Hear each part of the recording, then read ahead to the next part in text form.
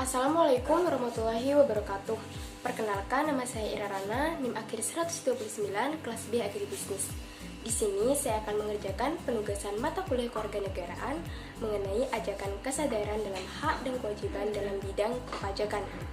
Sebelum itu, kalian udah pada tahu belum apa itu pajak?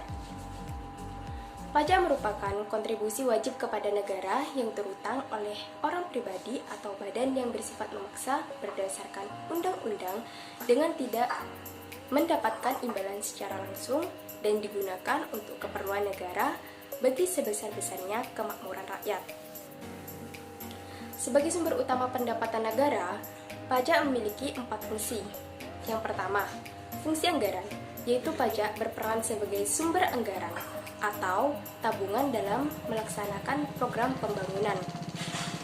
Program pembangunan yang dilakukan oleh negara melalui anggaran pendapatan dan belanja negara atau yang disebut APBN, misalnya pembangunan fasilitas kesehatan, transportasi, dan pendidikan. Yang kedua, fungsi mengatur, yaitu pajak berperan sebagai alat untuk mencapai tujuan negara, misalnya tercapainya pertumbuhan ekonomi negara. Contoh, berlakunya PP 23/2008 tentang tarif PPh final. Yang ketiga, fungsi stabilitas, yaitu pajak berperan sebagai penyeimbang situasi ekonomi negara. Misalnya, semakin banyak penerimaan negara, maka semakin stabil perekonomian negara. Semakin stabil perekonomian negara, maka tingkat inflasi menjadi rendah. Inflasi yang rendah mampu meningkatkan roda perekonomian masyarakat. Yang keempat, fungsi redistribusi pendapatan, yaitu pajak berfungsi sebagai alat untuk memakmurkan masyarakat, misalnya kesempatan wirausaha atau bertambahnya lapangan pekerjaan.